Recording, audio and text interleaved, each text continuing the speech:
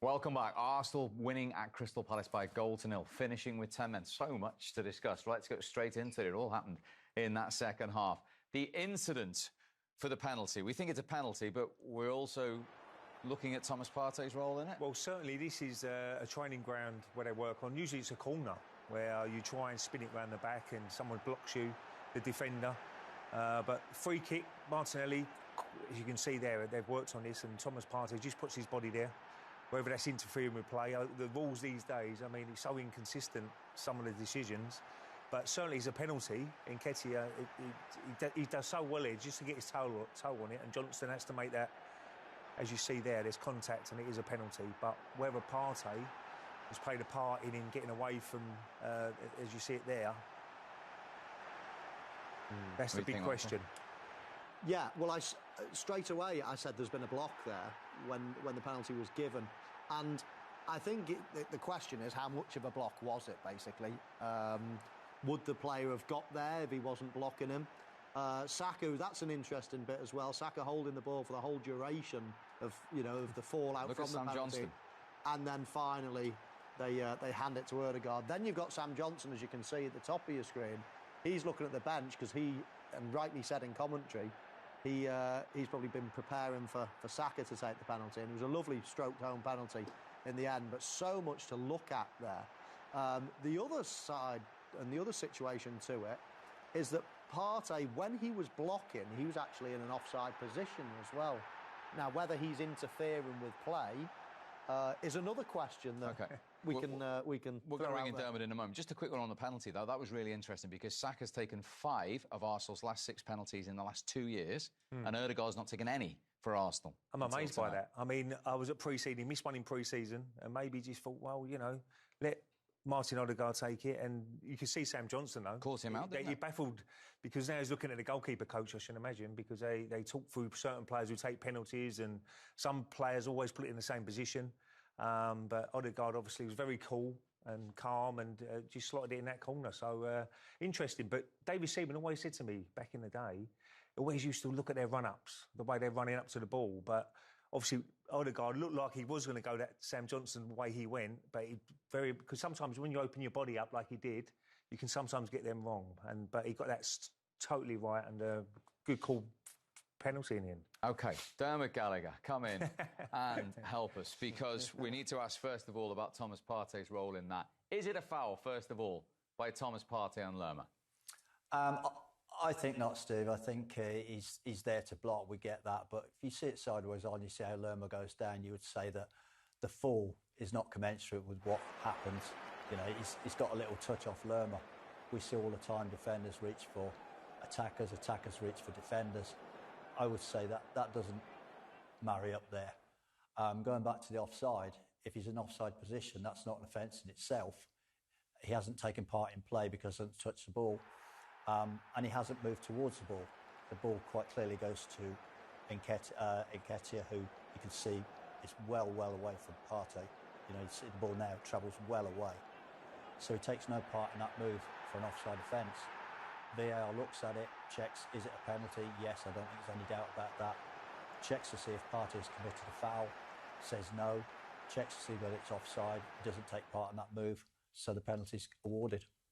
Dermot, you say he's not interfering there being offside, but he is interfering with an opponent, isn't he? Does that come into the equation? Well, it's difficult to say, Michael, because interfering with an opponent, is he challenged for the ball to stop the opponent getting to the ball? Well, you look at that, I would think Lerma will be very hard-pressed to get to that ball. So there's all kinds of them things come into play. One of the things I referred back to earlier was the Isak goal last week, where we had a similar situation. The ball's played across towards Botman, is in offside position, and clashing with Cash. But I think Partey, he got away with a yellow card there as well, with the branding of a yellow card. So, yeah, I think I'm with Dermot on that one. It would have been a very harsh penalty to give away. This is dangerous. We both agree with Dermot. What's coming next, Steve? We're going to have to disagree in a minute. Well, I'll tell you what's coming next, because we're going to look at Tomiyasu's 2 yellow cards, which were both given inside 8 minutes. The first one for delaying play. The first Arsenal player's got the ball. He's thrown it back to Havertz. Havertz has held on to the ball. He's then waiting for Tomiyasu to come up. Somebody's going to get a yellow card there because it's just between the three of them, they've really delayed the restart. And unfortunately for Tomiyasu, he was the third guy have the ball. Referee whistled to him, and that's why he got the yellow card. Right. So Tomiyasu's on a yellow card. 7.5 minutes later, this happens. Is this a yellow card? Well, I can only say, is he running into space here and getting away? Would Saliba would have got across? Maybe he would have done. It looks like he would have done with his pace. And at first, I thought he tugged his shirt. But when he got slow, if you see it here, he just turns. There's no real contact there. You know, Ayew just falls on the ground. So that's a really harsh yellow card. If you look at, just watch here, look, there's no contact whatsoever. It looks like he trips over his own feet, in fact. So I thought that was very harsh. But at the time of the game itself, maybe he looks like he's tugged his shirt. Maybe the ref thought he tugged his shirt. The way he went down. Yeah, I had exactly the same first impression. You're in trouble. You're going to get sent off. But when I look at the replay, I find it very, very harsh that he's been sent off. 1 point to make, because it's a second yellow, VAR can't get involved as well, Steve. Correct. Well made. Dermot? Well, I think they both, between them, done my work for me, haven't they? First thing I thought he's in big trouble here. I see the replay, I thought, oh, that's nowhere near like I first thought.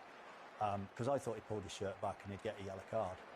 But unfortunately, I don't think he has pulled his yellow. I think from the referee's viewpoint, he thinks he's pulled his shirt from there. And like Michael said, no second look for the referee. You know, he gets one look. VAR can't intervene because it's second yellow card. So unfortunately for Tomiyasu, you know, he gets a red card. OK. Michael, that was a yellow card for Tomiyasu, right? Staggering. Well, I'm amazed by that. Whether it's, again, running into space and the referee was a little bit blind to the first incident, but the second one is blatant, isn't it? And soon the linesman's standing next to him as well, who gives the foul. He gives the foul. So he knows he's pulled him back with the shirt because the referee, the linesman can see it, but no action taken. So, again, consistency. That's a big thing for me, Dermot, is, you know, certain incidents in the game, you could look at Ayew's, and I don't think we're going to see Ayew's one when he brings down Saka. That's probably worse. Before we bring Dermot in then. That was probably worse than Tomiyasu. Yeah, I can't disagree with you. Know, the Havertz one, you know, he's pulled the shirt, it's quite clear. We talk about the triangle and you see the shirt come away from the body, there's no doubt about that. Mark Perry, the assistant, has also flagged it up himself. He would have relayed to the referee, and for whatever reason, Dave Coop chose not to yellow card for that offence. The second one with Ayew, again, you know, he gets lucky, doesn't he? Because in what we've seen, not just in tonight's match, but in the previous matches this season, you know, the 2 weekends, we've seen a lot of these kind of incidents, and they've been punished very, very strongly. We saw yesterday at Aston Villa, you know, Anthony Taylor went out. Every incident like that, he punished. And it's been the case throughout the season, but Ayew, I say, he got lucky. You know, whether the referee felt that the Palace player that came in and swept the ball up had made it not a promising attack, I don't know. Only he will know. But when you do that kind of offence now, you do run a massive, massive risk. Dermot, thank you very much indeed. Busy night for us all in that sense. Let's see what Roy Hodgson thinks about it all. He's been defeated for the first time at home in his second spell as Palace boss. Well, Roy, a narrow defeat. Do you think that you did enough to get something out of it? Difficult to say. I would be tempted to say yes. I thought that certainly when they went down to 10 men, we really did give it our best shot. We piled bodies into their half of the field, but of course we're playing against a top quality team, and they were able to defend the efforts that we had. But I think the penalty was a bit of a harsh decision in the sense that the block on the player who was allotted to, pardon me, doing the job of defending that position, he couldn't get there because he was blocked off, and that, you know, gave them that opening. Maybe a bit naive from our side, perhaps, you know, maybe we needed to avoid being blocked. But that, I thought, was a bit harsh on us. I'd have preferred them to have scored a goal in open play. But I can't criticise the team's performance at all. I thought they kept their end up throughout the game, and I thought that we gave a very good account of ourselves. VAR did check whether there was a foul in the build-up to Arsenal getting that penalty. Have you had an explanation why they didn't think that block was illegal? No, but I mean, you don't get to speak to VAR, do you? Not or even the referee? I don't know what the referee was discussing with VAR, but we would have liked to have seen that perhaps reanalysed. But having said that, it's a minor thing. There was no doubt that it was a foul and that Sam Johnson did catch him, so we weren't complaining at all about that. It's one step further back, and that's always a bit more difficult to get those decisions. Is there a bit of disappointment that you switched off for the free kick, though, because obviously they took it quickly?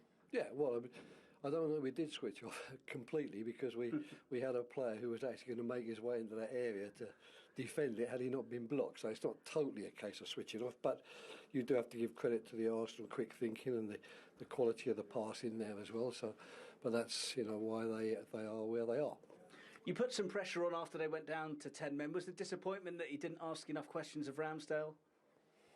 Yeah, probably. I mean, they got a lot of bodies around him, didn't they? So we unfortunately couldn't get through that cordon of defenders, but that's often the case. But no, in fact, there was very few disappointments in the game for me in terms of the Crystal Palace performance. But I think on another day we would have been feeling even happier and proud of ourselves than we are after a 1-0 defeat. And on another day, could Iberra Eze have had a penalty, do you think? I don't know, I haven't seen that. I mean, I saw the incident from way back where I was, but I've not seen it close up. Thanks for your time. Well, Palace go again away at Brentford on Saturday. Do you agree? Can you be fairly satisfied all round with Palace tonight? Yeah, I think so. Yeah, I mean, Arsenal are top 10. They're going for the title this season. They had home advantage. They had, they've got a boisterous crowd. They're a solid team at the moment, but they haven't got the quality of Arsenal. It's about sticking in there, taking your chances when they come as well. But I think he can be pretty proud. And if they play like that all the time, then they'll pick up enough points to be okay again this season. Is it just, as you said at the top of the show, the goal threat sometimes? Yeah, from Palace? Certainly lacking there. I mean, Zaha obviously was their talisman and he's gone. He scored quite a few of their goals. Edouard, will he score enough goals for him? Does he need a little bit of backup as well? So I think that's where Roy will be looking at. But what sort of money they got to spend is another matter. Lots of clubs are trying to get players in before the transfer window closes. So it'll be interesting to see what Palace, if they do any more business before the window. But as Michael says, I think they're an established side now in the Premier League. They've got enough quality in that midfield area. Very solid team when they go away from home. You're going to see them pick points up away from home as well, the way they play. So I don't think there'll be no complaints this year for Palace. And they're realistic. The fans are realistic. They know the most important thing for Palace is staying in that division every single season. Yeah, and Michael Elise back on the pitch as soon as possible. Big player for them now in the absence of Zaha. Exactly. Scoring goals has been their problem for many years now. They've tried a lot of different centre-forwards at Palace, and none of them really can get into double figures, into scoring regularly. But what they have got is a lot of creative players that hopefully for them will chip in with half a dozen goals each this season. And he's one of them, Steve. So, yeah, getting him back will be key. They have also got one or two young players coming through that I know the club have got high hopes for as well. So it'll be interesting to see their emergence as well this season. But they've got some talented players. They could just do with that player that can score double figures. And as Roy Hodgson said there, credit to Arsenal at the end for getting numbers behind the ball and being organised and resolute. Well, that's where you need a few leaders on the pitch, organising each other, getting... the space is the most important thing. Fill bodies in those spaces, and I think they've done that quite well second half. I mean, when they had to, and you're going to get an onslaught from Palace, down to 10 men. They dropped deep, and every single ball went into the box. There was always an Arsenal player there. So I think that's why Mikel Arteta at the end of the game was so pleased with how they defended at the end, because maybe Michael's right. 2 or 3 seasons ago they would have conceded, and those 2 points could be vital. I know it's only second game in, but those 2 points will be vital towards the end of the season if you are challenging for that title. Well, they got the points courtesy of the penalty from their skipper. Here he is, Martin Odegaard. Well, Martin, congratulations on the win. It was a nervy end to last week's game, but what was it like to end that game off, and how nervy was it today?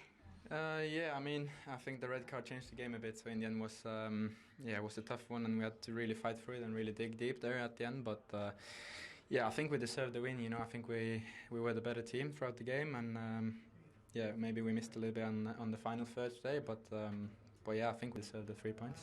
It's all come down to one moment in the game, a penalty that you did score. Now, we saw Bukayo holding the ball, and he does take a lot of Arsenal's penalties. Did you have to ask for the ball, though? We've been taking, in pre-season a lot, and I've scored all mine, so just asked him, and he gave it to me, so yeah, I have to thank him for that one. How well did Eddie do in the build-up to the penalty and winning it? Yeah, brilliant. Again, you see the contribution every game, every time he plays, So, yeah, we're lucky to have him there, and he gives us so much, So, yeah, well done again to him and to the whole team, to really dig for it and fight for it and get the 3 points. That was all that was important today. You mentioned the red card for Takiro and how it did change the game in the second half. What did you make of the 2 yellow cards that he got? Do you feel it was harsh, perhaps? Yeah, I think, to get a red card from these 2 situations, very harsh. The second one I haven't seen again, but on the pitch looks very soft. And the first one, I don't think he's trying to take a lot of time there, but it's just no one to play to, So I think it was harsh, but that's life, that's football, and we had to deal with it, and I think we did that brilliantly. And yeah, credit to the team, credit to everyone who came on, and got us the 3 points in the end. And it's 2 wins now from 2 games this season so far. How much are you enjoying the start to the campaign? Yeah, I mean the beginning of the season is always a bit tricky. I think it always takes a little bit time to peak, So in the beginning it's so important to get those 3 points, and we've done that twice now. So we have to keep going, keep building on that, and I'm sure we will improve a lot. Congratulations. Thank you. Cheers. He had 15 goals last season. He's off and running with that penalty that Bukayo Saka gave him this evening. And the fact that, I just mentioned, there are only 3 teams who've won their first 2 games just shows you the way the Premier League is. And 2 wins out of 2, even though it's 2 games, is an impressive start. It's such a competitive league. That's why we all love it, because there's always shocks around the corner for any team. We all know Man City are a real force, and Arsenal, hopefully they can keep it going throughout the season. They're going to ups and downs, it's like a roller coaster ride. But the big thing for me this season, they learnt their lessons from last year. When they made mistakes, it's a young team last year, and it still is a young team. But have you learnt from the mistakes? The Liverpool game when they was 2-0 up, West Ham when they was 2-0 up. It's just seeing the game out. And tonight they did that.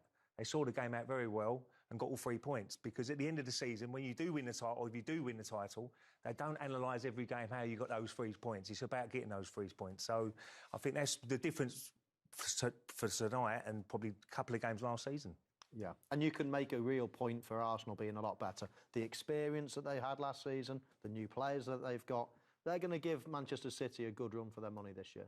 Gentlemen, thank you for your company tonight. 3 teams have won 2 out of 2, and Arsenal are delighted to say they are one of them. That after the 1-0 win at Selhurst Park this evening from the 3 of us. We'll see you soon.